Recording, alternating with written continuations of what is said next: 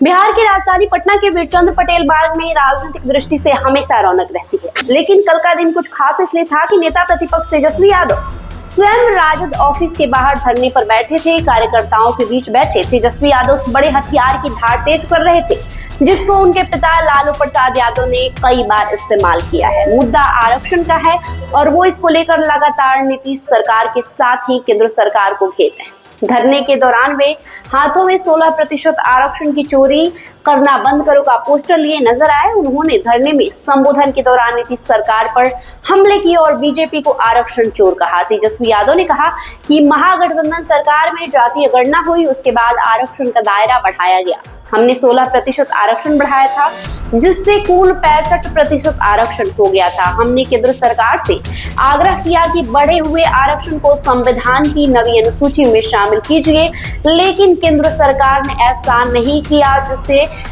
Patna high court में मामला गया तो रद्द और अब सुप्रीम कोर्ट में आरक्षण का मामला चल रहा है। हम लोग मजबूती से अपना पक्ष रखेंगे। 65% आरक्षण लागू कर नवी अनुसूची में डलवाना है, जिसको हम लोग डलवा कर रहेंगे। नेता प्रतिपक्ष ने कहा कि बिहार में बेरोजगारी पर कोई नेता बात नहीं करता।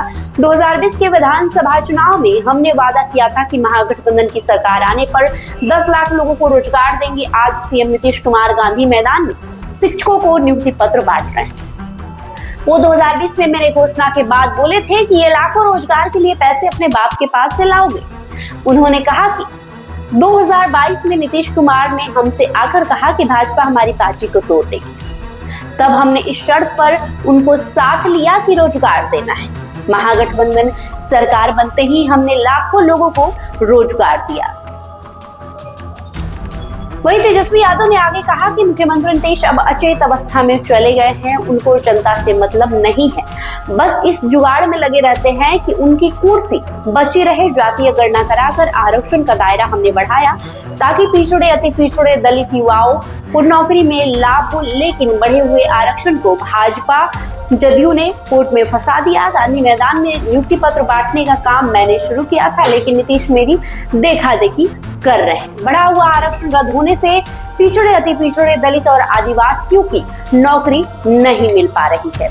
तेजस्वी ने कहा कि हम राष्ट्रीय जनता दल के लोग गरीब, शोषित, दलितों, पिछड़ों की आवाज को उठाते रहेंगे। सदन से सड़क तक, सुप्रीम कोर्ट में भी हम अपना वकील खड़ा करके इस लड़ाई को लड़ रहे हैं। किसी भी कीमत पर आरक्षण को हम खत्म नहीं होने देंगे। उसके लिए जो लड़ाई लड़नी होगी वो लड़ाई हम लड़ेंगे। उन्होंने कहा कि भाजपा आरक्षण चोर है, पिछड़े अति पिछड़े दलित और आदिवासी विरोधी है। हम इन लोगों को आश्वासन देते हैं कि आपकी लड़ाई हम लड़ेंगे। तेजस्वी ने कार्यकर्ताओं से अपील करते हुए कहा कि आप जगह जगह प्रचारित कीजिए कि भाजपा आरक्षण चोर है। आपको बता दें कि तेजस्वी यादव कल पार्टी दफ्तर के सामने पार्टी नेताओं और कार्यकर्ताओं के साथ आरक्षण के मसले पर धरना दे रहे थे। चुनावी साल में आरक्षण का जीन फिर से बाहर निकल आया है। वहीं इस मामले को लेकर तेजस्वी यादव की पार्टी राष्ट्रीय जनता दल ने ट्वीट कर लिखा कि दलितों, पिछड़ों एवं अति पिछड़ों के आरक्षण के साथ खिलवाड़ और दलितों, पिछड़ों एवं अति पिछड़ों की नौकरियों में हिस्सेदारी के साथ धोखेबाजी बहुजन समाज कतई बर्दाश्त नहीं करेगा। भाजपा नीतीश सरकार धोखा है, अब की सरकार बदल दो, मौका है। दलितों, पिछड़ों और अति पिछड़ों के साथ हो रही हकमारी के विरोध में धरने पर तेजस्वी यादव जी बैठे हुए हैं। बहरहाल आपकी क्या प्रतिक्रिया है, कमेंट बॉक्स में लिखिए और जरूर बताइए। बहुत बहुत शुक्रिया।